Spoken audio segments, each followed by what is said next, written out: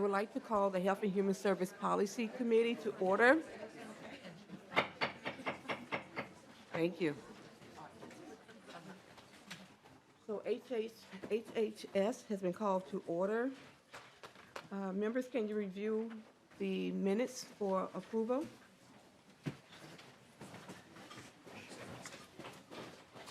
Okay. We do have a quorum. Members have stepped out after checking in, so we can't approve the minutes. Anyone, have you read? Okay, Oh. Representative Sure, I'll move the minutes. Freiberg has moved the minutes for February the 19th, 2020. All in favor say aye. Aye. All opposed? Minutes moved. Okay, so our first bill and up is my bill. So that would be House File 3072, I'm sorry. So what I'm going to do is I'm going to go to the testifier table while my vice chair, Representative Morrison, will take the gavel.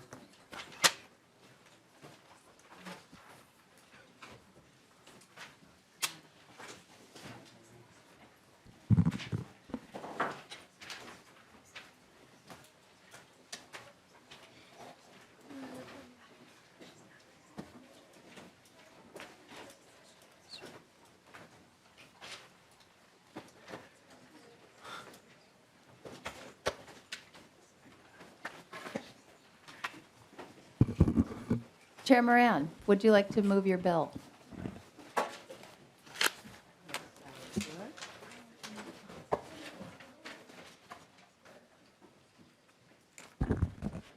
Madam Chair, I would like to move House File 3072 to be re-referred to the Transportation Finance and Policy Division. Chair Moran moves the A1 Authors Amendment. Oh, I'm sorry. Okay, I would also like to move the A1 Authors Thank Amendment. you. This is the bill first committee stopped, and the amendment puts it in the form that I would like to have it in for presenting. Thank you. Chair Moran moves the A1-1 Authors Amendment. All in favor say aye. Aye. Aye. All opposed? The motion prevails. Chair Moran, please present your bill. It feels like today's been one of those long days, it I does. tell you, and it has been. So,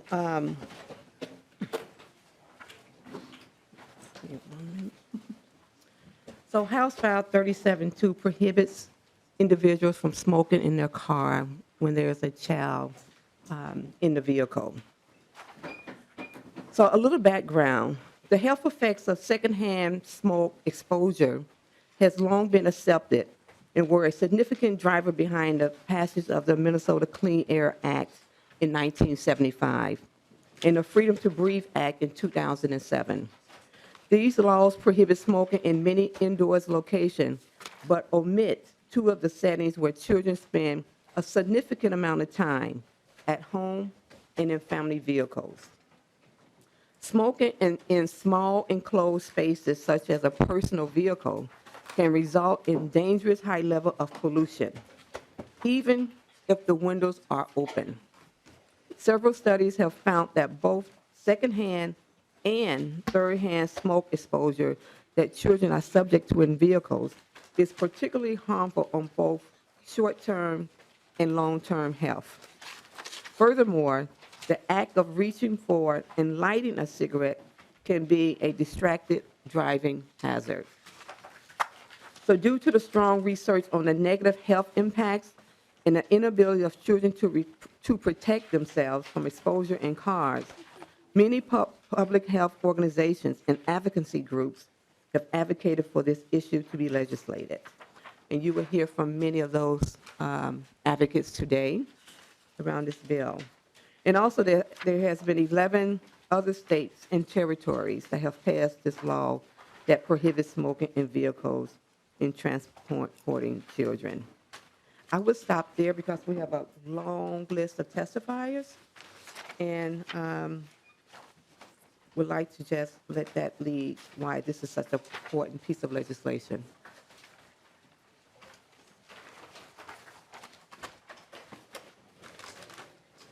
So, I believe the first testifier is Molly Moylanen. Please identify yourself for the record and proceed with your testimony. Thank you. Thank you, Madam Chair and members. My name is Molly Moylanen, and I work for Clearway, Minnesota. We're an independent, nonprofit, statewide organization working to reduce tobacco use. I also co-chair Minnesotans for a Smoke-Free Generation, a coalition of organizations ranging from health groups, nonprofits, and education partners. Our coalition is dedicated to preventing youth tobacco use and addiction with the ultimate goal of eliminating tobacco's harm for good. We very much support Representative Moran's proposal today. Secondhand cigarette smoke is deadly. An e-cigarette aerosol has known and unknown risks. No child should be forced to breathe either one of them. Our coalition also supported the proposal passed into law last year to make sure e-cigarettes were covered by our state's clean indoor air law. In addition to protecting people from the secondhand harms, the new law has an added benefit. One thing that was so alarming about the rise of e-cigarette use was that suddenly people were using them in places like restaurants and stores that had been free of combustible cigarettes for years. The things that children see become normal to them. For generations, smoky environments had kids viewing cigarettes as an acceptable choice rather than the dangerous addiction it is. Many even viewed smoking as a rite of passage into adulthood. By taking tobacco use out of public places, our clean indoor air law broke the association between smoking and ordinary adult behavior. Adding e-cigarettes to the law restores this balance in the face of a new threat from the tobacco industry. And this bill takes it a step further by addressing a gap that suggests it's acceptable to expose young people to hazardous smoke and aerosol as long as it's in a vehicle. Truly, this bill is an overdue step. Now, the public supports it too. Today, I'm pleased to share findings from a statewide poll conducted by Blue Cross and Blue Shield of Minnesota. The poll found overwhelming support for tobacco prevention policies, including Tobacco 21, and for prohibiting sales of all flavored tobacco products. And when it comes to secondhand smoke in cars, 88% of Minnesotans support taking this common sense step to keep kids safe. We hope you do too. We hope you will support this bill as well as a number of other proposals under consideration this session to help put barriers between kids and tobacco products. Thank you. Thank you for your testimony. The next testifier we have is, and forgive me if I mispronounced your name, Dave Bohack.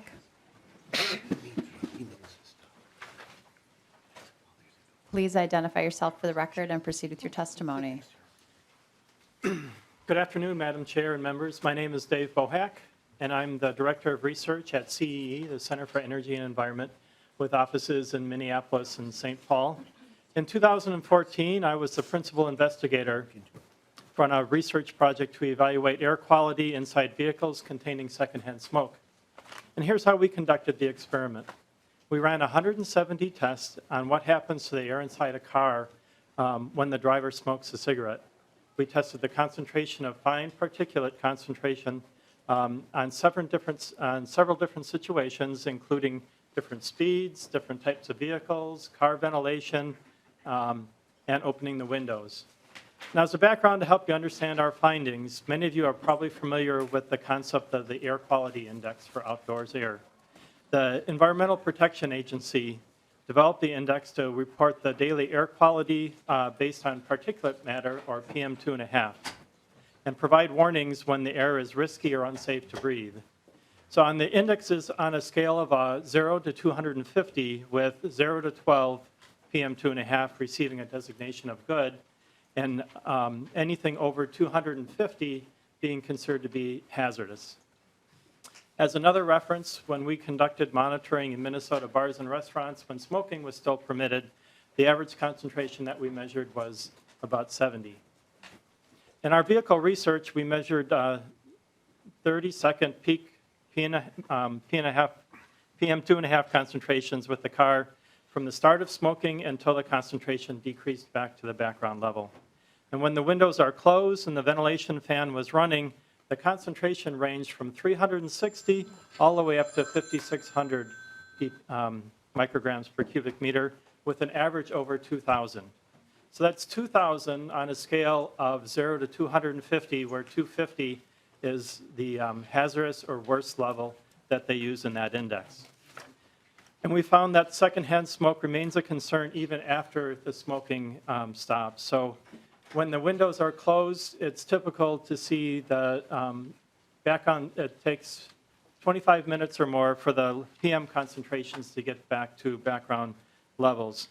And translated into human terms, the 30 minutes spent in a vehicle with closed windows when someone smokes and afterwards is about equal to sitting in a smoky bar for 3 hours. So one common tactic for addressing the secondhand smoke problem is opening a window, and unfortunately that just doesn't eliminate the problem. There is no way to fully mitigate the health impacts of secondhand smoke exposure in a vehicle. Even when the windows are open, much of the smoke still stays in the car, and neither opening windows or increasing the car's ventilation system adequately protects passengers from exposure. Our research found that even when the driver's window and car vents were completely open, secondhand smoke was still present. I appreciate the opportunity to share this data with the committee, and I'm happy to answer questions about the study if you have any. Thank you, Madam Chair. Thank you for your testimony. Next up, we have Jack Stepan.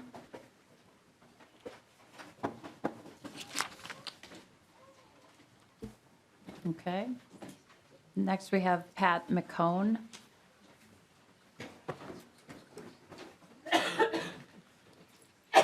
Please state your name for the record and proceed with your testimony. Hello, my name is Jack Stepan, and I am 12 years old, and I am a 7th grader at Moran Middle School. I have asthma. It's a pretty rough condition to live with when you're my age because I play a ton of sports like hockey and the trumpet. It's all harder because of my breathing issues. When something triggers my asthma, my breathing gets very shallow. It's like I can't inhale down to the bottom of my lungs. It can make it hard to talk, and sometimes I cough so hard it hurts or feel like I might throw up. One thing that definitely triggers my asthma is cigarette smoke. I cannot be around it. I'm sure there are a lot of kids with asthma who have the same reaction. My mom and I looked it up, and did you know that 1 in 14 kids in Minnesota have asthma? I hate to think how it would be if I had to ride in cars with people who are smoking, and there's too many kids like me that have to breathe the air in. I think not smoking in a car when you have kids is a no-brainer. Whether you have asthma like me or not, no kid should have to breathe in cigarette smoke. Please listen to kids like me and pass this law. Thank you. Thank you, Jack. Thank you very much for your testimony.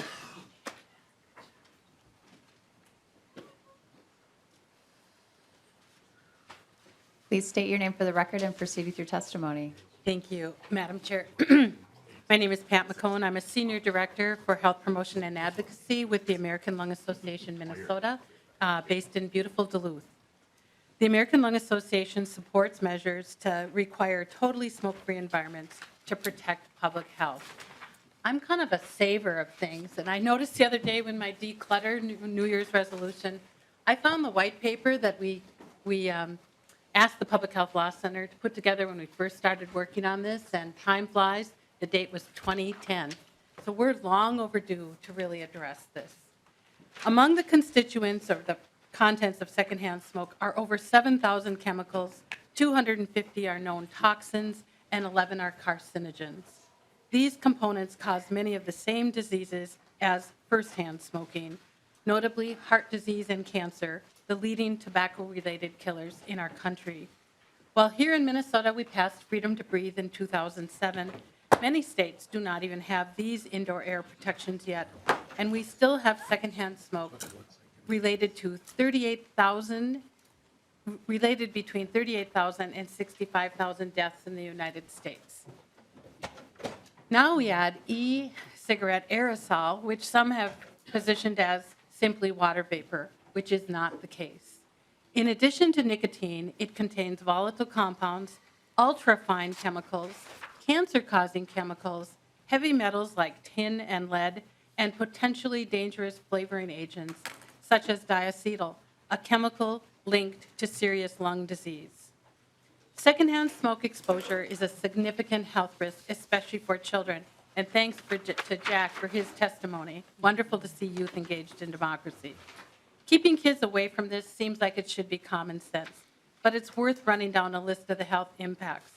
Children exposed to smoke have increased bronchitis, more cases of pneumonia, reduced lung function, increased respiratory infections, more chronic coughs, higher number of ear infections, and when they get these, they last longer for them. They're more serious infections.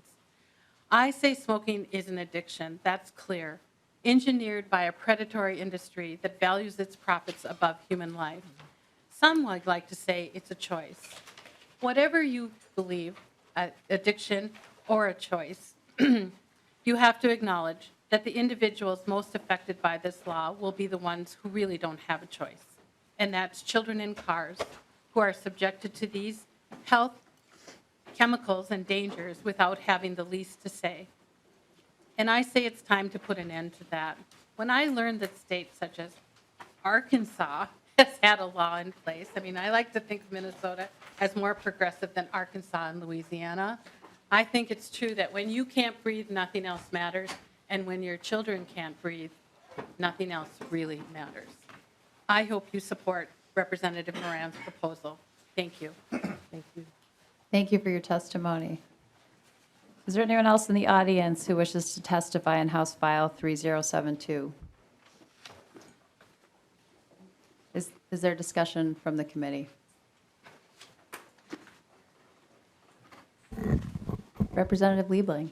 Well, thank you, Madam Chair, and I just want to say thank you to Representative Moran for carrying this bill. I do think it's long overdue. I remember some years ago we had this discussion with regard to just with foster families, right? And I think we passed it then just for foster families. But the idea that, I remember as a child, my mother smoked. I remember being trapped in a car full of smoke. That is not something that should happen to children. I really support this bill, and thank you very much.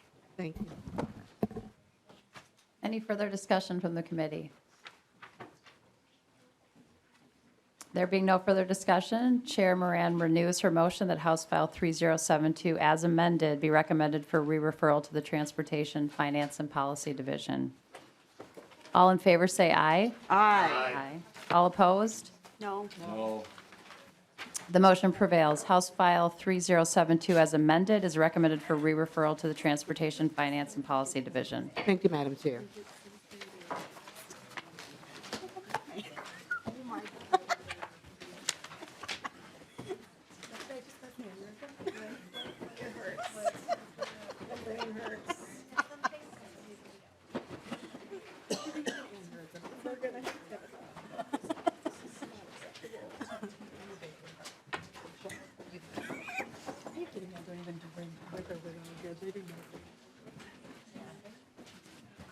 Nothing, literally.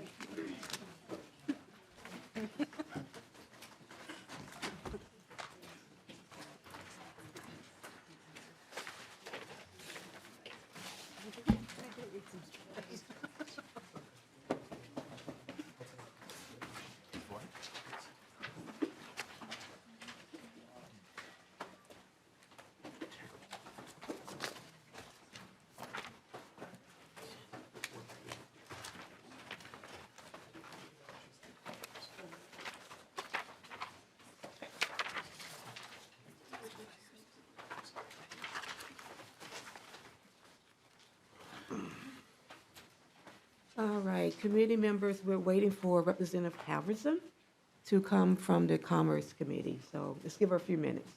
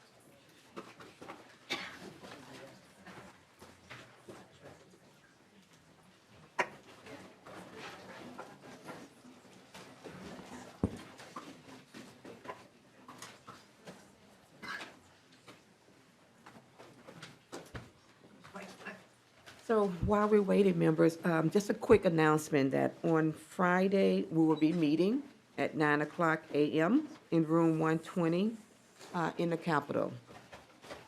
The hope is that we will meet and be through by noon, no later than 1 o'clock. Okay, maybe not even that. Okay, Representative Halverson, welcome.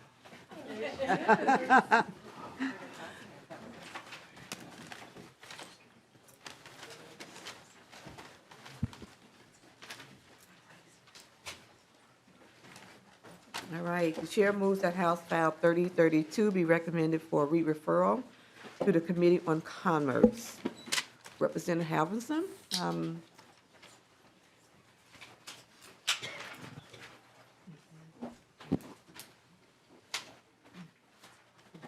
all right, I understand you have an author's amendment. So the chair moves the A-1 author's amendment. All in favor say aye. Aye. All opposed? The motion prevails. Representative Halverson, please present your bill. Thank you, Madam Chair and members of the committee. I am here today to present House File 3032, which takes a long overdue step to fight the youth tobacco epidemic that we are facing in Minnesota. It would clear Minnesota of all flavored tobacco products. It sounds like it's a big step, but this is something that we have needed to do for a very long time. Because of important policy decisions that this legislature has made over the years, youth smoking is at a historically low rate, but we are losing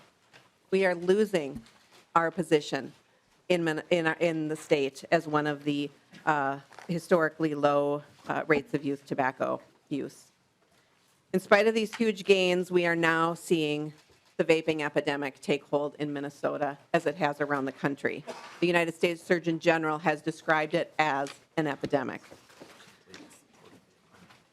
And even those who would never have smoked have started to vape and become addicted to tobacco products. This is a problem. More than 1 of every 4 11th graders in Minnesota and 1 in 10 8th graders in Minnesota are vaping. And if they're vaping, they're addicted to tobacco products. In the past 3 years, 11th grade rates of e-cigarette use have increased 54%. For 9th graders, it's increased 75%. And for our young 8th graders, that number has doubled. We need to think about the number of kids in each one of our communities that this affects, and in some cases, in our own homes. Vaping has spread like wildfire around Minnesota. And keep in mind, when we passed the first regulations on vaping in the state, it was just a mere 5 years ago, and no one really knew what we were dealing with. And there was a lot of push to wait and see if the promises of health and wellness that we were hearing from the companies who are marketing these products were going to come true. Instead, what we have is what we had for generations. We have people addicted to nicotine, and that those numbers are growing, and the numbers are growing most among our youth. So it's now or never. Nobody really knew what the vaping industry was when it started, but we know today. We know that it's big tobacco, and they're back. Together with their business partners, Altria, Philip Morris, Juul is largely responsible for this youth vaping epidemic.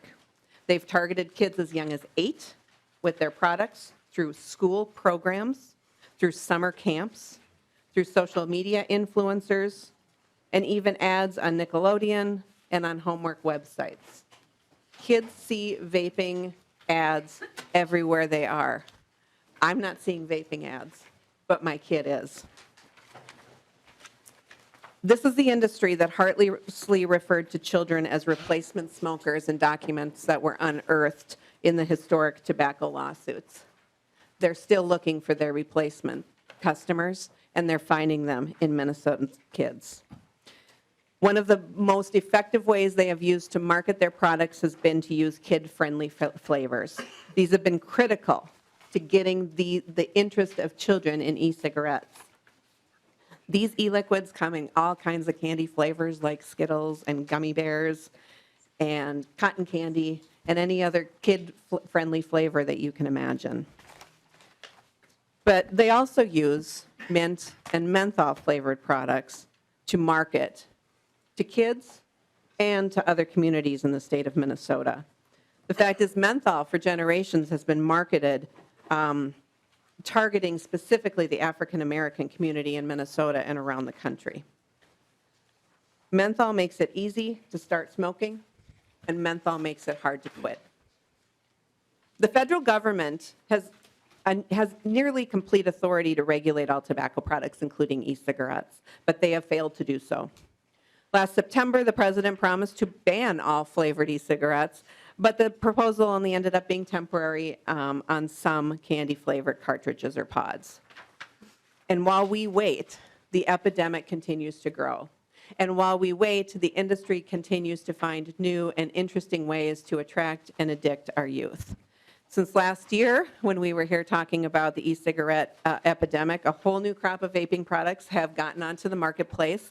I've got a few right here. If we can maybe have the pages start passing these things around. Unicorn drops, this is kind of the Puff Bar, which is a disposable e-cigarette product. Smell it. It smells deliciously fruity and wonderful. It contains 3 packs of cigarettes worth of nicotine. We also have, and it's not just the vapor products, but little cigars are also very popular as flavored products among children. In addition, we've got high-tech looking cool things. Would you ever guess that you could smoke with this? No. This is another vaping product. So another delivery tool for nicotine. So the industry, as you guys can see, continues to be one step ahead of the rest of us. And our kids can't wait for Washington to catch up. We can do the right thing in Minnesota now, and we can't move fast enough. Today, you're going to hear a lot of misdirection from the industry who are profiting off of our kids and their tobacco addictions. You're going to hear that e-cigarettes help people quit smoking. The evidence just is not there to back that up. We have seen through our adult tobacco surveys that the incidence of adult e-cigarette use has not changed much since they were first introduced. The changes, the increases are actually happening among our youth. They're really not happening among adults. And when adults do use e-cigarettes, they report, or trying to switch, they report really using both combustible tobacco and e-cigarettes. And keep in mind, what they're using when you look at e-cigarettes are largely unregulated with regard to how much nicotine is in the product. So while we know how addicting your combustible cigarette is, when you have a single cartridge that can contain 3 packs of cigarettes, we are dealing with a product that is going to addict people in lightning fast succession. And addicted people aren't making consumer choices. Addicted people need to feed that addiction. Because of this, Minnesota, has invested a great deal in helping provide free cessation and quit products for Minnesotans, and those are out there for people. Things that have been actually FDA approved. Products that you can work with your doctor to make sure that you are not trading one addiction for the other. And we definitely encourage people to use the FDA-approved quit smoking devices. The biggest indicator that e-cigarettes aren't a quit smoking device is the industry itself. They sued the FDA to not be considered a quit smoking device. It was their own choice, and it is their own argument that they are not a quit smoking device. You're also going to hear that these flavors are good for adults. But as we know, e-cigarettes and flavored tobacco don't help people quit. And if we continue to allow these flavored products to proliferate, it's our kids who are going to suffer. Flavors are luring millions of kids into addiction and keeping communities of color addicted to deadly menthol cigarettes. Today, more than 5 million teens in the United States are using e-cigarettes regularly. Most of them because they like the flavors. When you poll them and you say, why do you use these? It's because I like the flavors. And tobacco doesn't care which product they're using. They know that these devices are addictive, and they get to reap the profits from that addiction. You will say that a flavor ban might have business concerns, but I'm going to tell you, as I've been part of these discussions for well over a decade, we have heard over and over again the impact that our important regulations to help stem the tide of youth tobacco addiction is going to do to businesses. And the dire predictions that we have heard that we were going to put restaurants out of business, that retailers were not going to be able to compete because Minnesota took an aggressive pricing strategy with cigarettes to make sure that we kept kids away from cigarettes. Those are the policies that got us our historically low tobacco utilization rates in Minnesota, and business has continued to thrive. The testifiers today are going to share what we're seeing in Minnesota, but before we hear from them, I just want to give you some highlights from what the bill, so we can see what the bill actually does. Section 1 is going to right-size the administrative penalties on tobacco retailers. They haven't changed since 1997, and it's important that we continue to make sure that we're putting pressure on anybody who chooses to sell tobacco products to youth. And so we're going to increase those penalties, and those penalties actually can go to payments to support compliance and enforcement for our local governments. Section 2 ensures that existing administrative penalties on individuals apply when somebody sells or gives away tobacco products in our state. Section 3 covers the penalties for minors caught selling or giving flavored products to others. And in Minnesota law, local units of government have the opportunity to create their own laws. And I will tell you, in Minnesota, we already have 15 communities, I might get corrected on this in other testimony, that have chosen to ban most or all flavored tobacco products. So local units of government are taking this action around the state. Section 5 is important. It clearly defines what tobacco products are and what we're talking about with regard to a flavored product. You will see it is thorough, and it is thorough because every time we bring regulations in, we have been outsmarted by big tobacco. We're going to make sure that the law is clear on what a flavored tobacco product is, and we are going to make sure that we put the proper penalties in place. So in closing, I want to just address that this is not our first rodeo when it comes to flavored tobacco products. Protecting our kids from flavored tobacco has long been a bipartisan goal in this state. I was around, and many of us were around when just over a decade ago, Governor Pawlenty took a strong stance to ban flavored cigarettes in Minnesota when Camel was marketing chocolate mint cigarettes and pineapple cigarettes. Congress ended up beating him to the punch by passing the Family Smoking Prevention and Control Act, which prohibited the manufacture of most flavored cigarettes. But since that law passed, since that little bit of a door was open, we ended up with all these new flavored products on our shelves. It's time to close the door for good.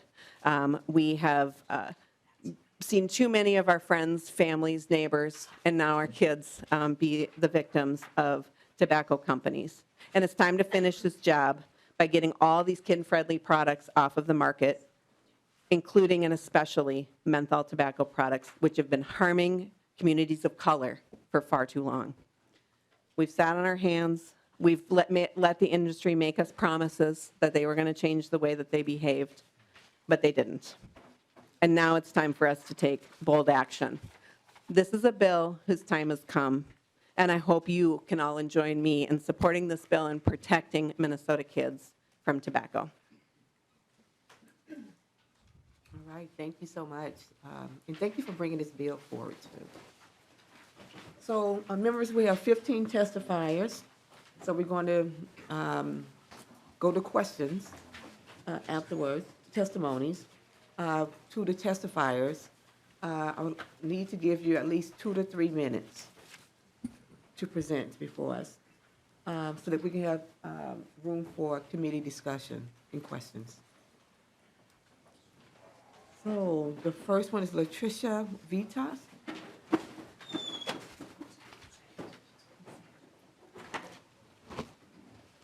Welcome to the committee. Please introduce yourself for the record and start your testimony. Good afternoon, Madam Chair and committee members. My name is Latricia Vital, and I am the Director of Health Policy and Advocacy at North Point Health and Wellness Center in North Minneapolis, and I also serve as a Minneapolis Parks Commissioner. I'm representing Minnesotans for a Smoke-Free Generation, a coalition of 60-plus organizations protecting youth from tobacco addiction. I also co-chair the Menthol Coalition, a group of advocates fighting the specific problem of menthol, especially in the Black community. Menthol is an anesthetic chemical that makes it easier to start smoking, easier to inhale, and harder to quit. And for decades, the tobacco industry has marketed menthol cigarettes specifically to the African American community, advertising in Black publications and neighborhoods, sponsoring concerts. They even used to drive around Black neighborhoods passing out free samples of menthol cigarettes. Today, 88% of Black smokers smoke menthols. So it isn't any wonder African Americans have the highest death rate and shortest survival rate for most cancers. Also, Black people are 53% more likely to die from heart disease, the top smoking-related disease. Now, research shows many Black smokers say if menthol were banned, they'd quit altogether. Yet, again and again, menthol keeps being exempted from flavor bans, including the new federal restrictions on e-cigarettes, which are pathetically weak in my view. Menthol is also a very popular e-cigarette flavor. In fact, I recently talked to some middle school kids in North Minneapolis and found out how big vaping is among Black students. I guess I thought vaping was mostly happening in other schools, but no, it's everywhere. It's affecting all of our communities. And of course, Black people aren't the only ones hurt by menthol products. They're popular among all demographics, including kids, the Latino populations, LGBTQ, and yes, even straight white people. In Minneapolis, I work to help pass an ordinance restricting flavored sales to adult shops only. Unfortunately, what we've seen is tobacco retailers bending over backwards to get around it, putting up walls and claiming they're 2 separate stores instead of 1. That type of thing. That's why I'm happy Representative Halverson's bill takes such a strong stand. Thank you. It's a full ban on flavored product sales, not just designating which stores can still sell them. Turns out that's what's necessary when tobacco sellers don't want to follow the rules. In the last few weeks, Minnesota residents were polled and asked if they support a full flavor ban. The poll found that 74% of residents support prohibiting the sale of all flavored tobaccos, including menthol cigarettes. Support was even higher among African Americans. 77% of African Americans polled support this step, and 81% of rural residents support it. This bill will protect all Minnesotans equally, leveling the playing field between communities, and most importantly, taking a powerful addictive tool away from the tobacco industry. Finally, I want to add that restricting tobacco flavors builds on the great step of raising the age to 21. Tobacco 21 helps reduce youth access to tobacco products, and removing flavors helps reduce the appeal of tobacco products. A full flavor ban is the right move for this state, and I urge you to support it. Thank you all very much. And congratulations, you did very good. You came within 3 minutes. Thank you. I'm used to it. So we have Brittany Meza, and Gabriella Jacobs, Diane Cruz, Brandon Hanson. I think you're all together. All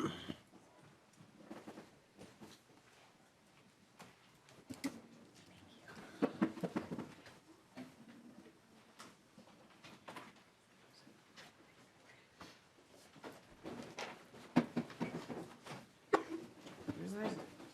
Well, good afternoon and welcome to the committee. Could you please introduce yourself for the record? Yeah, and hi, my name is proceed? Brittany Meza. My name is Diane Cruz Mejia. Gabriela Graciela Jacob. And my name is Brandon Hanson. So our first speaker is, Hi. can you repeat your name? So just for the record. So we Yeah, can make Brittany sure. Meza. Thank you. Go ahead. Good afternoon, Madam Chair and committee members. My name is Brittany, and I am a senior at Henry Sibley High School and president of ALMAS, which stands for Anglos Latinos Motivated to Succeed. ALMAS is highly involved in community service and keeping our community safe and healthy.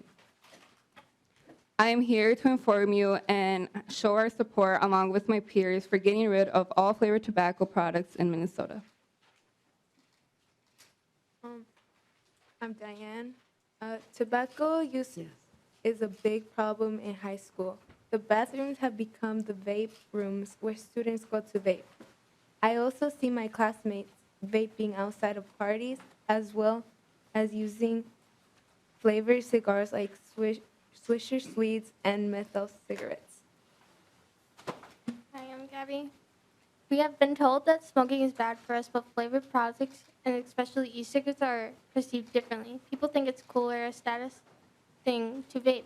They come in many shapes and sizes, colors, and flavors. They're easy to conceal, and teachers and parents often mistake e-cigarettes for flash drives and other stuff found in our backpacks. These products also don't leave an odor, so you can use them anywhere without anyone knowing. Some students even have special devices meant for stealth vaping, such as a hoodie for the e-cigarettes, and is disguised in the drawstring of the hoodie. So the hoodie I'm wearing right now is a vape hoodie. So you suck in this part, and then one of the strings will go into the vape. So you can suck in, and then you can blow it into the other side. So the watch I'm wearing here is also it's a working watch, but it's also a vape device. The top part here comes off, and then the vape is here, and you can just pop it back on. And it looks much like the high-tech Apple Watches a lot of people have. Also, we have this lipstick right here, which looks like a normal lipstick. Can you speak into the mic? Which looks like a normal lipstick, but it actually isn't. It actually has a hole right here, if you guys can see, where you suck through and you can actually vape. Oh my God, they are really sneaky, huh? Some of my friends see ads for vaping on homework sites, and I see videos on Instagram and Snapchat where kids brag about vaping and even selling these products to other kids. I try to stay away from it, but it's everywhere. Tobacco takes a toll in our future long before serious health problems start showing up. Once students are hooked, it's more likely to distract them from class, sports, clubs, and a job. Hello, my name is Brandon. I am an 8th grader from Heritage Middle School. And Brandon, you can turn the microphone towards you and yeah.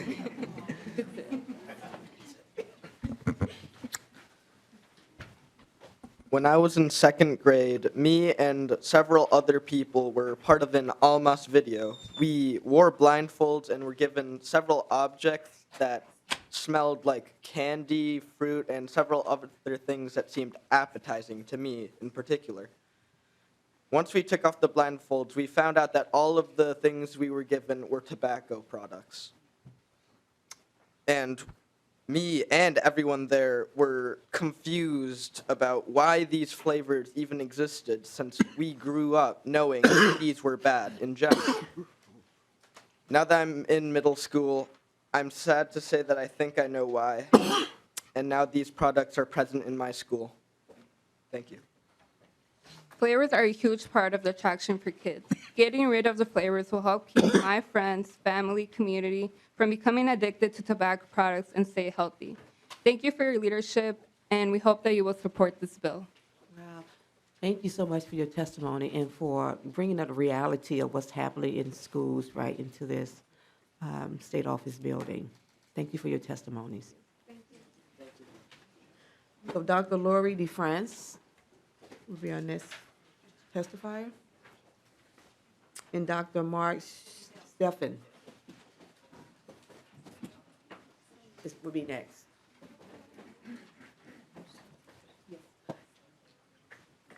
Welcome to the committee. Please introduce yourself for the record and proceed. Thank you, Madam Chair and members. My name is Lori DeFrance. I'm a pediatrician for Essentia Health in Duluth. I also serve as president of the Minnesota chapter of the American Academy of Pediatrics.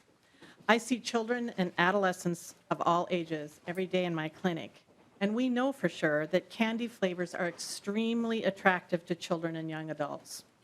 We also know that their brains are still developing, so children and teenagers are especially vulnerable to addiction. Big tobacco lures them into using tobacco products with flavors like grape, mint, and chocolate. It is unconscionable and egregious to target our youth who unwittingly perceive no harm from these products. Kids know that cigarettes are bad for them. They make their clothes stink and their teeth yellow, but with e-cigarettes and other flavored tobacco products, they do not perceive the danger, especially since it smells and tastes like mango or cotton candy. In particular, research shows that young people underestimate e-cigarettes' addictive nature, and many don't even realize that they contain nicotine. We as medical professionals are very concerned about e-cigarette use because of the susceptibility to addiction while their brains are still forming. We know that brain development continues into their early 20s. In addition, nicotine harms the adolescent brain itself by interrupting learning and priming the young brain for addiction to cigarettes and other substances.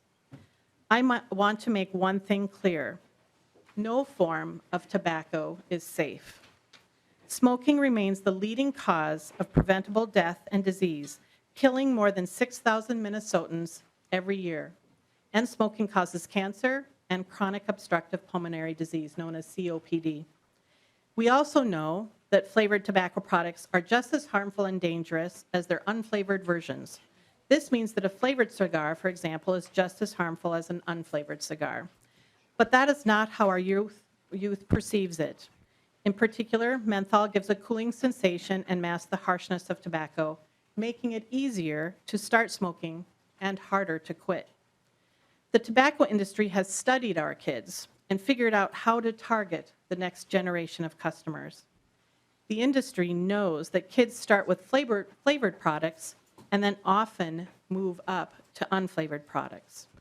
In fact, more than 80% of youth who ever tried tobacco reported starting with a flavored product. And youth who use e-cigarettes are more likely to go on to smoke combustible cigarettes in the future. It will likely be decades before we fully understand the health effects of e-cigarettes on the lungs, heart, and other organs. It is abundantly clear that e-cigarettes are not safe. In addition to the harm to the brain that I spoke of, research shows that flavorings and e-liquids are harmful when inhaled and can inflame and damage lung tissue and airways. A menthol ban is literally a life-saving proposal. If menthol had been banned in 2009 with other flavored cigarettes, we would have seen a 10% reduction in overall smoking prevalence, and over 600,000 lives would have been saved over 40 years. The U.S. Surgeon General report on cessation makes clear the enormous health gains we can achieve if more people quit tobacco. Can we try to wrap it up? It's a false choice to encourage our neighbors to trade one nicotine addiction for another. I hope every smoker who wants to quit will work with their healthcare provider to help them quit for good. Let's all come together and support a healthier future by getting rid of all flavored tobacco products in our state. Thank you. And thank you. Dr. Steffen? And next will be Dr. Yee. Good afternoon, Welcome to Madam the Chair. committee. Yes. My name is Mark Steffen. I'm a physician, and I have a master's degree in public health. I currently serve as the Chief Medical Officer at Blue Cross Blue Shield of Minnesota. Today, I want to stress for you the costs of smoking, not just in terms of health, which are well known, but also the financial costs, whether we smoke or not. This is something that Blue Cross has studied extensively. 3 years ago, we put out a report called The Healthcare Costs in Smoking in Minnesota, the Bottom Line. Our report found that despite decreases in smoking, the cost to Minnesotans remains significant. Annually, smoking is responsible for $3.19 billion, with a B, in excess medical expenditures. That's a per capita expense of $593 for every person in the state. We broke down that $3.19 billion into more relatable terms to tell you what it could buy. It could buy 6,380 fire trucks, 200 libraries, 58,000 four-year college degrees, and 79,750 salaries of $40,000 a year. Additionally, we know smoking has added costs to employers. Employees who smoke cost self-insured employers an additional $5,800 annually. These costs focus on smoking, and our study doesn't even include the costs Minnesotans bear related to other tobacco use, including cigars, chew, and e-cigarettes. We know these products have negative impacts on health. There are currently 5.3 million youth using e-cigarettes in the U.S., including thousands in Minnesota. And we truly don't know what those future costs will bring.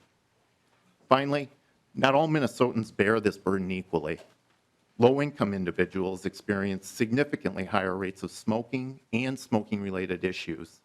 People with mental illness or substance use disorder smoke at rates at almost double that of our general population.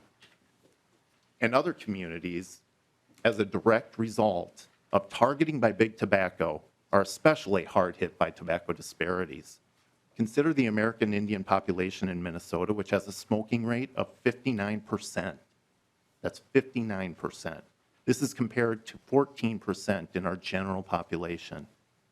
Over the last 20 years, Minnesota has seen great progress in reducing youth and adult smoking, but we continue to see high costs, vast disparities, and now a youth tobacco epidemic.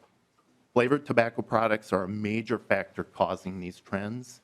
A strong flavor prohibition is part of a comprehensive approach that will reduce tobacco use and help lower these costs for the state and for all Minnesotans. I urge you to support this proposal. Thank you, Madam Chair. Thank you so much. Dr. Yee?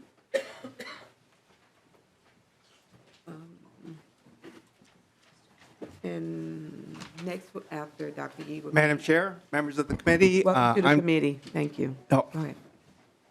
Go ahead. I'm Okay, sorry. Madam Chair, members of the committee, I'm Douglas Yee. I'm a medical oncologist. I take care of cancer patients, and I'm also the director of the Masonic Cancer Center, University of Minnesota, and I'm here today to support this legislation. I think you know the Masonic Cancer Center and the state of Minnesota has been central in driving groundbreaking research in the causes of cancer and reducing tobacco harm. The research on the link between combusted tobacco and cancer is irrefutable, and I think this committee knows how critical the data uncovered by former Attorney General Skip Humphrey during the tobacco litigation and master settlement was key to reducing tobacco harm not only in our state but throughout the country. Smoking use causes 13 different types of cancer throughout the body. Almost 27% of all cancer deaths in the state of Minnesota are due to smoking. And I think you also know that tobacco-caused cancer, such as bladder cancer, resulted in the death of Senator and Vice President Hubert Humphrey. So I think it is really fitting that the state of Minnesota has led in the fight against tobacco. As an oncologist, I still see patients who succumb to tobacco and tobacco-related cancers. But on the positive side, for the past 2 decades, we've seen falling cancer death rates, and much of this progress has been due to decreased smoking rates. Effective public health measures, such as the Minnesota Clean Indoor Act, higher tobacco tax, and other tobacco prevention policies have caused this great drop in smoking. With fewer people using tobacco products, fewer people hear the words, "you have cancer." Yet still, almost 6,000 Minnesotans will die each year from tobacco-related illnesses. And to me, that's completely unacceptable, especially since we have means to reduce that, including the legislation that you are considering today. We've heard about menthol. We understand that's been a long-standing tobacco flavorant. It increases dependence and makes it harder to quit smoking. And as you've also heard, most of the youth who smoke use menthol-related products, and menthol-flavored cigarettes have been targeted disproportionately to communities of color and low socioeconomic communities. This is really a health equity and health disparities question. I don't think there's any question that the sale of flavored combusted tobacco products should be restricted. Also, as you've heard, unfortunately, we're now confronted with an alarming rise in youth e-cigarette use. E-cigarettes come in kid-friendly flavors and devices that I didn't know existed until today, and it is very clear they're addictive, and we've also heard they prime the young brain for addiction. So almost all of the efforts around flavor are targeting youth, and as we've heard, to try to keep the products alive. In Minnesota, 2/3 of the high school tobacco users use flavored products. Flavors are a leading cause of why youth use this product, and the perception is they're less harmful. While we acknowledge that adult smokers may also prefer flavors in products such as e-cigarettes, we also need to protect against another generation from becoming addicted to nicotine. You may also hear that e-cigarettes are useful for adult smokers to quit.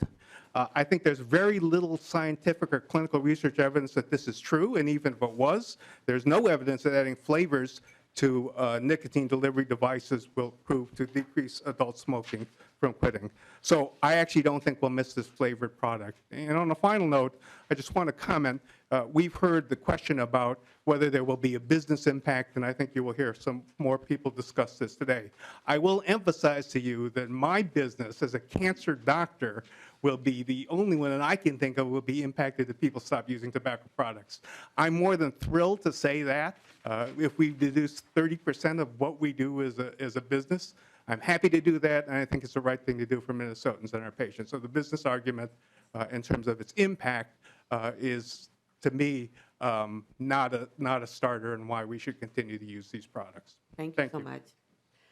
Okay, we have a few, at least 8 more testifiers. We have session today at 4:15. So I want to give members an opportunity to ask questions. So for the testifiers, I don't want to cut you off, so I want you to really keep it tight, up to 2 minutes, okay? And this bill will be going to Commerce, so you will have another opportunity to speak longer. So we have Lauren Olivan and Josh Hastings.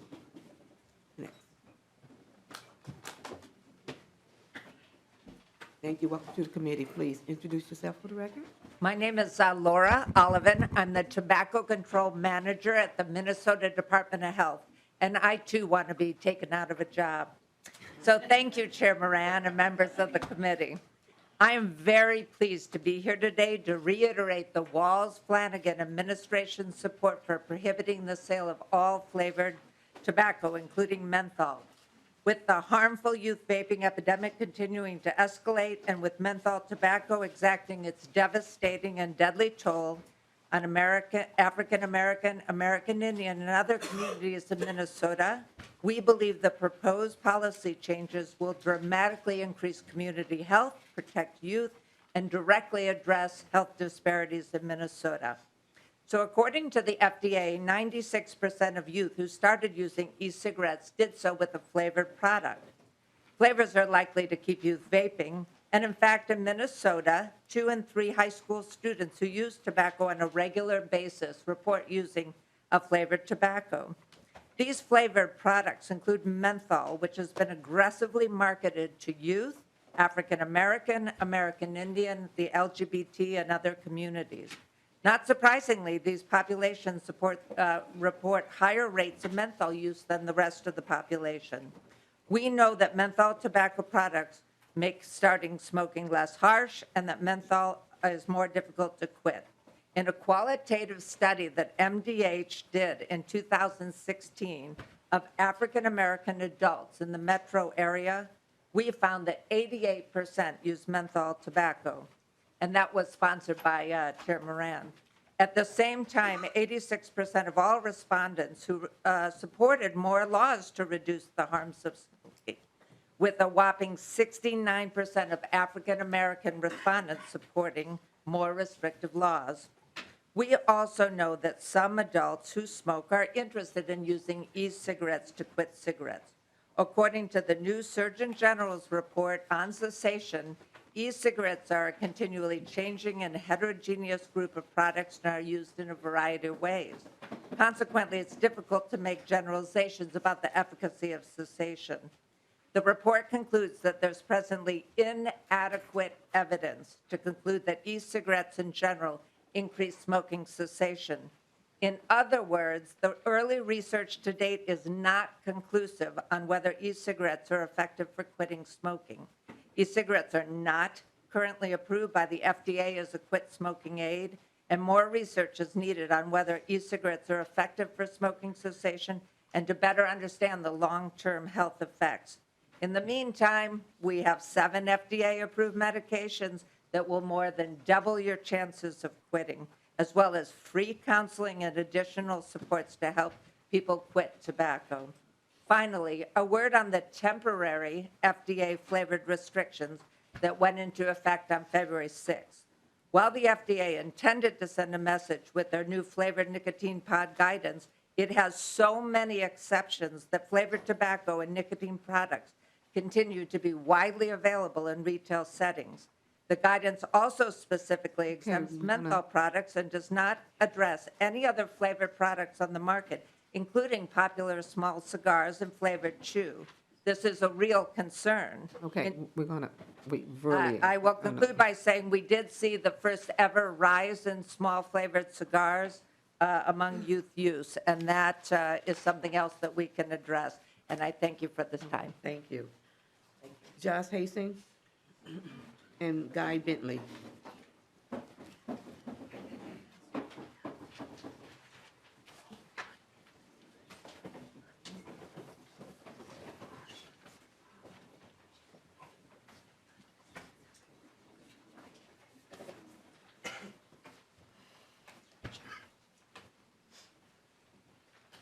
Josh. All right, Josh. Is that Bentley? Yes. Okay, please introduce yourself for the record and proceed. Chairman, members of the committee, my name is Guy Bentley, and I'm Director of Consumer Freedom at the Reason Foundation, a 501c3 nonprofit think tank, and my research focuses on the regulation taxation of tobacco products. A reference was just made to the Surgeon General's report and the efficacy of e-cigarettes to quit smoking. I'd just like to point out that the Surgeon General's report also said that there was suggestive but not sufficient evidence to conclude that banning flavored tobacco products would increase smoking cessation. Proposals to ban the sale of flavored e-cigarettes to reverse or stem the rise of youth vaping have been made all but obsolete by action taken at the federal level. The tobacco age has been raised to 21, and the most popular flavored products used by children have been made illegal. Furthermore, the latest data from the Centers for Disease Control and Prevention, released in December, shows that flavors are not the leading reason for youth initiation. More than 78% of youth gave reasons other than flavors for why they use e-cigarettes. The leading reasons were curiosity and use by a friend or family member. Just as the availability of flavored marijuana, alcohol, or even condoms fails to predict drug use, underage drinking, or sexual behavior, the same is true for e-cigarettes. The scientific evidence from the United States and the EU proves beyond any reasonable doubt that e-cigarettes are safer than combustible cigarettes, and they are more effective than traditional nicotine replacement therapies at helping smokers quit, as the New England Journal of Medicine has shown. A widely cited paper by published in the Journal of the American Heart Association claiming e-cigarettes increase the risk of heart attacks was retracted just last week because its findings were found to be unreliable. According to the Yale School of Public Health, quote, a ban on flavored e-cigarettes would drive smokers to combustible cigarettes, which have been found to be the more harmful way of getting nicotine. Writing on e-cigarette flavored bans last year, Professor Michael Siegel of Boston University School of Public Health said, by creating barriers to a much healthier product, these laws will simply force smokers to return to cigarettes. And according to a study published in January in the National Bureau of Economic Research, Minnesota's e-cigarette tax has already caused 32,000 more adults to continue smoking. An e-cigarette flavor ban, I'm afraid, would most likely exacerbate this already worrying trend. Now, as it comes to menthol cigarettes, actually analysis by the Reason Foundation has shown that states that over-index on the sale of menthol as a proportion of all cigarettes sold actually have the lowest youth smoking rates, not the highest. Also, in terms of youth, those who use menthol, it's about a third of youth. It's not a majority of youth, and youth smoking is at a near historic low and should actually, the youth smoking of menthol cigarettes on a daily basis is so near zero that it's actually impossible to calculate with any accuracy. Okay, let's wrap it up. Thank you so much. Thank you. Josh Hastings, please introduce yourself for the record. My name is Josh Hassing. May I proceed? Yes, please. Thank you. On January 17, 1920, Prohibition was ratified as the 18th Amendment to the United States Constitution. This constitutional amendment banned the manufacture, transportation, and sale of, quote, intoxicating liquors. The motives behind Prohibition were to reduce crime and corruption, solve social problems, reduce the tax burden created by prisons and poorhouses, and improve health and hygiene within America. The lawmakers in D.C. that passed this bill, as well as the lawmakers in each state that ratified the bill in order for it to be added to the Constitution, had the best intentions at heart. They truly believed that what they were doing was the right step for American citizens. However, in the 13 years that Prohibition stood in America, the Great Social Experiment, as it became known, did not produce the outcome that these many lawmakers had hoped for. Instead, Prohibition only increased crime and corruption, negatively impacted public health, and even went so far as to cause the deaths of roughly 10,000 American citizens within 13 years. These deaths were directly attributed to tainted liquor supplies, and some moonshiners would mix their liquor in lead vats instead of using stainless steel or copper. Other moonshiners would use wood to make alcohol instead of grain, which produces formaldehyde in the human body when the liver attempts to break down the alcohol. People who drank this bootleg alcohol risk going blind, succumbing to lead poisoning, and death. At this point, you may be wondering why I'm giving you a history lesson. The answer is obvious. Those who do not learn from history are doomed to repeat it. This is exactly what's going on with House File 3032. Those in support of this bill have obviously failed to learn from history and have failed to learn that Prohibition only leads to bootleg products on the black market, which negatively impacts public health. If this bill was truly about improving public health, you would be going after traditional smoking and big tobacco at least as much as you're coming after the vaping industry, because we are not big tobacco. Furthermore, you claim that flavors in vaping are the leading cause of underage use, which is false, by the way, but I have never seen anyone here publicly speak out against all of the available flavors in alcoholic beverages. Have any of you been to Applebee's lately? If this bill passes and becomes law, users of vaping products who do not simply turn to buying online products or go back to cigarettes will decide to purchase the needed e-liquid ingredients online and make it themselves in their own homes. Without the proper safety protocols that e-liquid manufacturers use, people in their homes may create contaminated e-liquid, putting themselves and anyone they share it with at risk. We will see a second failure of the Great Social Experiment. Okay, I need you to wrap it up. That's it. I'm done. Beautiful. Thank you so much. Thank you. We have Madalena and Lance Clint.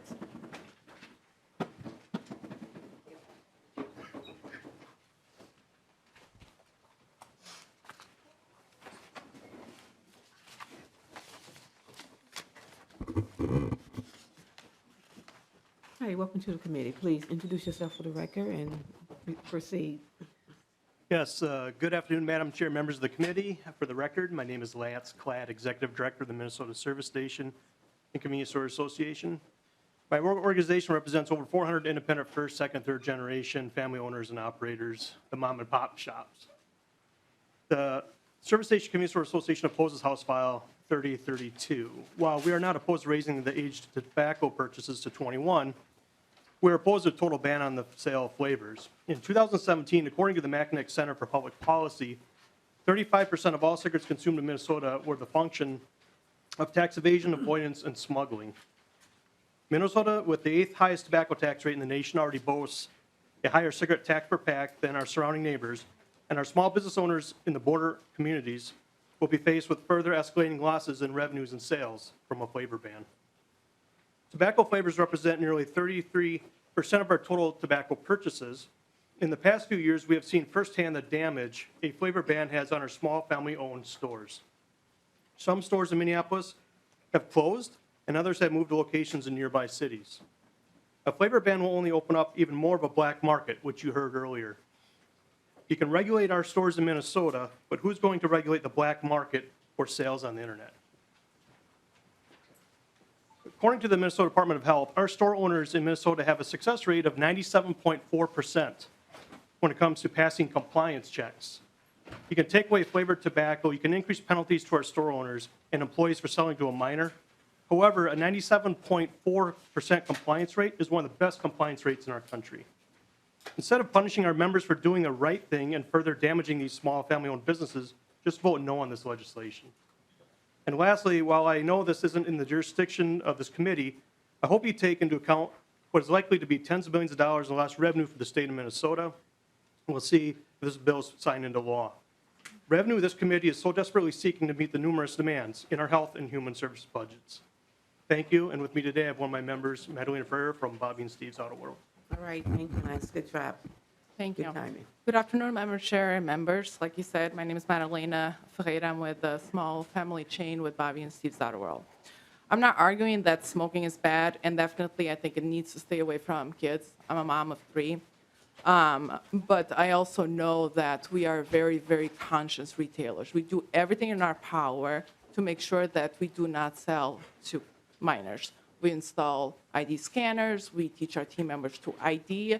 We do everything that we can to make sure that we're only selling the products to legal adult smokers. I've seen firsthand what happens with the ban. Half of our chain is in Minneapolis, which already had the menthol ban, and it's hurting our business a lot. We had to cut down our payroll. We can't reinvest in our infrastructures. And what we're seeing is our locations, used to be beautiful, and now we just can't keep investing in them and making sure that we are the safe haven for people to go to. Everybody goes to a convenience store. If you're out of town, if you're in town, we're community stores. This is where some places is the only place you can get your bare necessities. By hurting the business model that we have and not allowing us to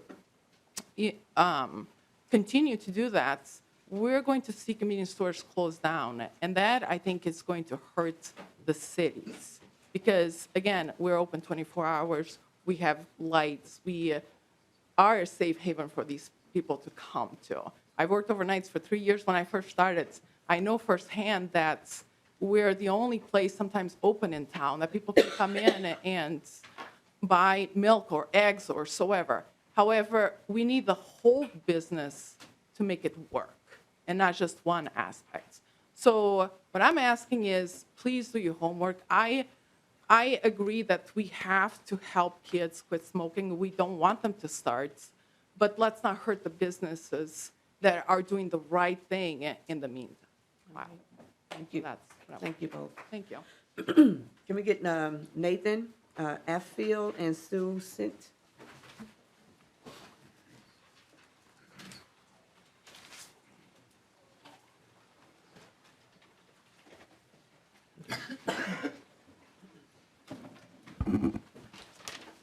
Greetings. My name is Nathan Affield.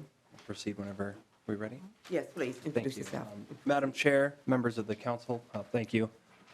Ms. Halverson. My name is Nathan Affield. I quit my multi-pack per day cigarette habit with a root beer flavored e-liquid from an age-controlled store, smokeless.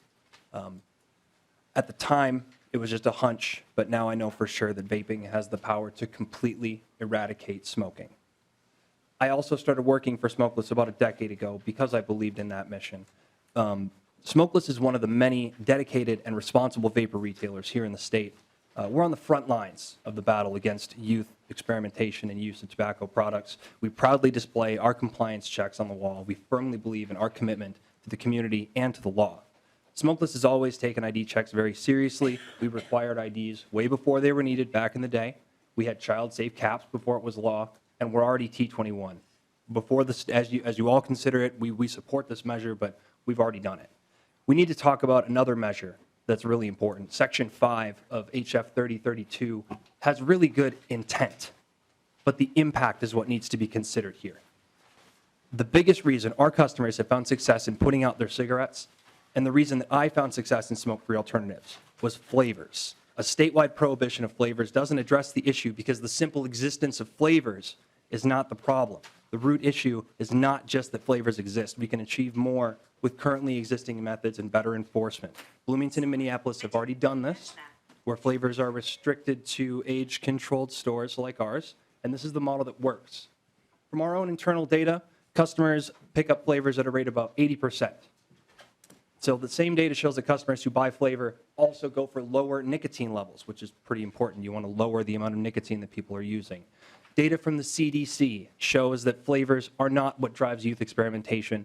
Meanwhile, flavors are the biggest attraction for the current smokers that are looking to quit. The smartest move possible here is to restrict the flavors, get them out of gas stations, out of convenience stores. Your worry is about them just erecting a wall and that's not good enough. Well, then get them out of there. Put them behind the paywall. Put them behind the age-restricted ID check wall that we've had for a decade.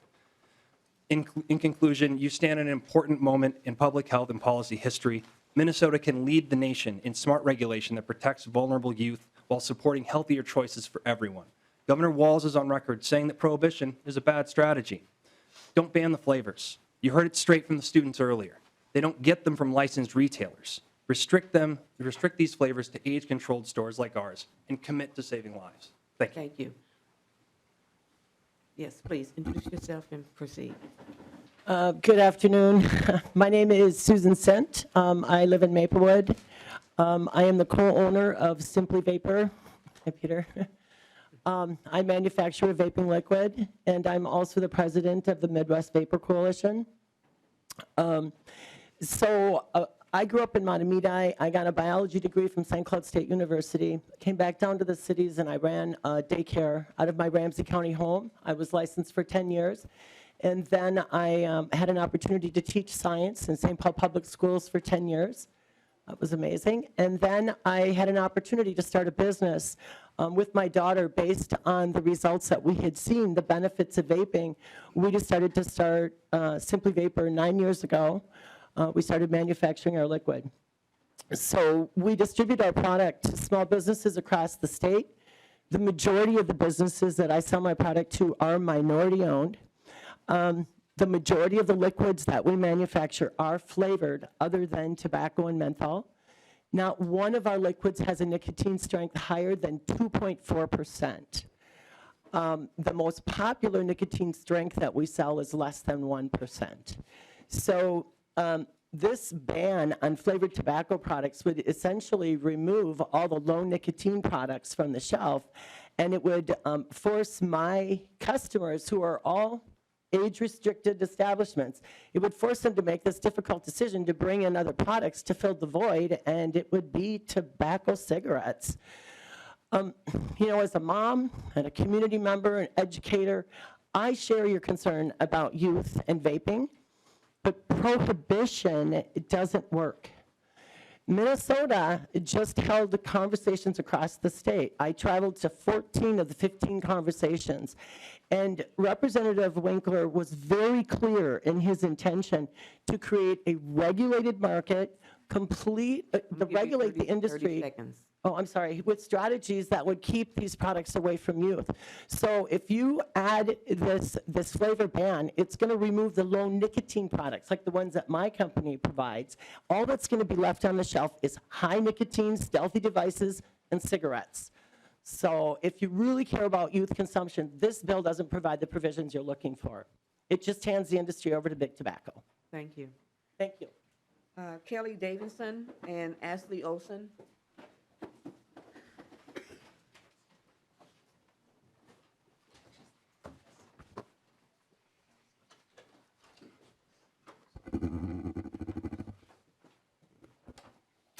Okay, please introduce yourself for the record and proceed.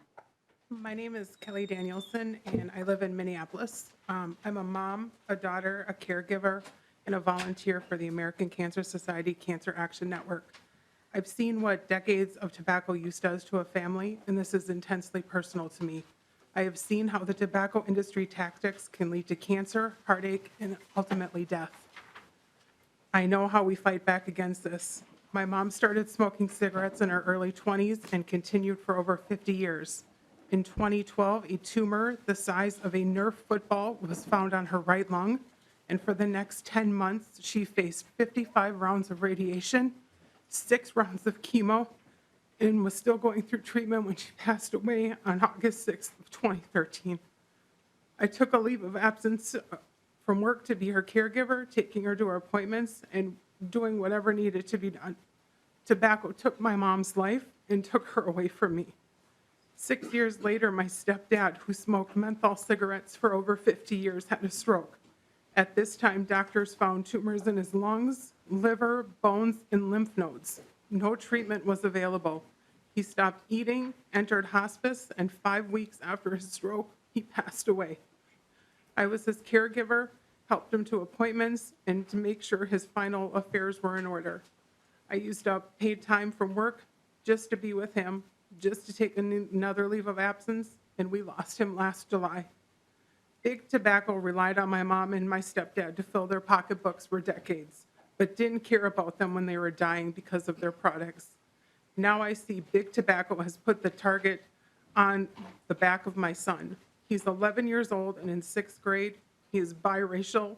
The tobacco industry said that they reserve the right to smoke for the young, the poor, the black, and the stupid. They use flavors to hook kids like my son just to the next generation for their products. Flavors like menthol make it easier to start, harder to quit, and my son already saw his Nana and Papa die because of tobacco products. 30 seconds. And now is a prime target for the industry, for the tobacco industry. Please vote yes. I urge you to vote yes for House File 3032 today to protect kids across America and end the sale of all flavored tobacco products. Thank you for being here. Sorry for your losses. Thank you. Please introduce yourself for the record and proceed. Hi, my name is Ashley Olson. I'm one of the store managers at Pure Excel up in Cambridge, Minnesota. So I'm not going to repeat everything people who are opposing the bill already said. There's no point in repeating it. There should be a piece of paper being handed out right now with my proposed solution, one that will work long term. The one that's being proposed right now is not going to work.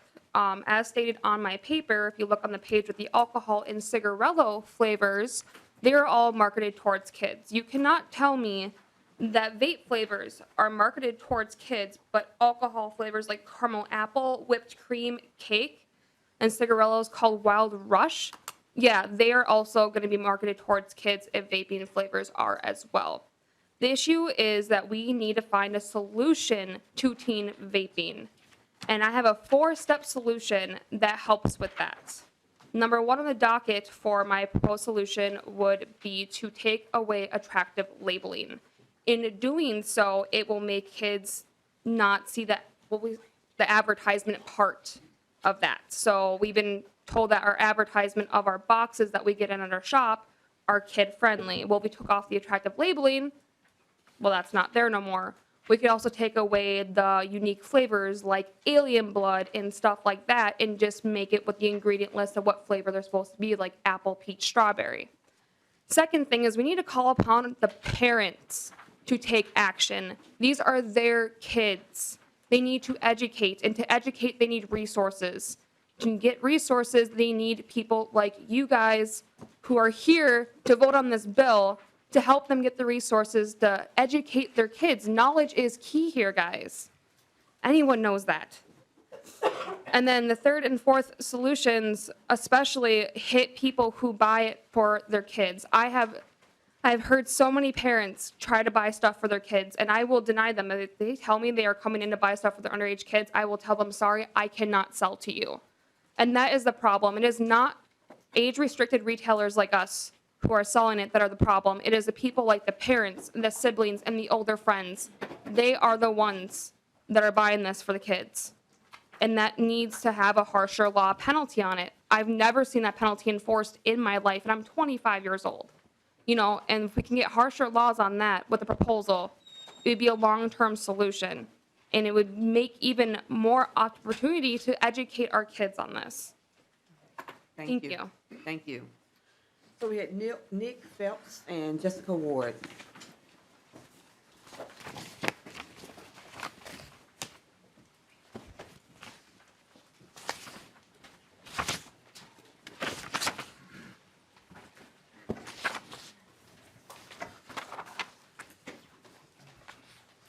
Okay, real tight, 2 minutes. Introduce yourself. Welcome to the committee. Introduce yourself and proceed. Hello, my name is Nick Phelps. I am the owner of Home Premier Vaping in Ramsey, and I have quit smoking using harm reduction technology. I have been working in the vapor industry for almost 8 years now. I started off working in managing retail stores in Minnesota before I decided to pursue my dream and open my own vapor shop. I have helped thousands of people in my time of working in the vapor industry switch from cigarettes onto a safer alternative, harm reduction technology. Those people that I have helped are adults. They have been hooked on cigarettes and they were looking for a way to stray from tobacco altogether. By banning all flavors besides tobacco, they are at risk of going back to smoking cigarettes, which we all know kills many Americans every year. My customers do not want to be limited to the one thing that they were trying so desperately to escape from. If this flavor ban passes, it will certainly close many businesses and people who have worked so hard to build their dream, including me. We have a responsible adult business, and we have passed every compliance check done on our store. Passing this flavor ban will only punish the people who are doing things correctly and then drive the industry into the black market, which has absolutely no regulation whatsoever. Many of the anti-vapor groups will talk about protecting the children, but will fail to realize that this was an industry made by consumers for adults and adults only. We are not big tobacco. Teenagers who are possessing these products are breaking the law, and the people who are providing them to them are as well. Adults need flavors to quit smoking. Leaving only tobacco flavors to be sold will send them back into the hands of big tobacco. I have over 2,500 customers at my store, and more than 95% of them prefer a flavored product. Thank you for allowing me to speak, and I hope you will consider my testimony in regards to this matter. Thank you so much.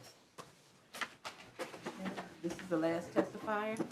Please introduce yourself to the record. Yes, my name is Leah Vukmir, and I'm the Vice President of State Affairs for the National Taxpayers Union. Madam Chair, committee members, on behalf of the National Taxpayer Union, the nation's oldest taxpayer advocacy organization, I am here to express our strong opposition to House File 3032. As a former nurse practitioner and Wisconsin State Senator who chaired the Senate Health Committee in the great state of Wisconsin, I have grave concerns that this legislation would place the government between buyers and sellers, regulate FDA-approved products out of existence, while also creating unintended consequences.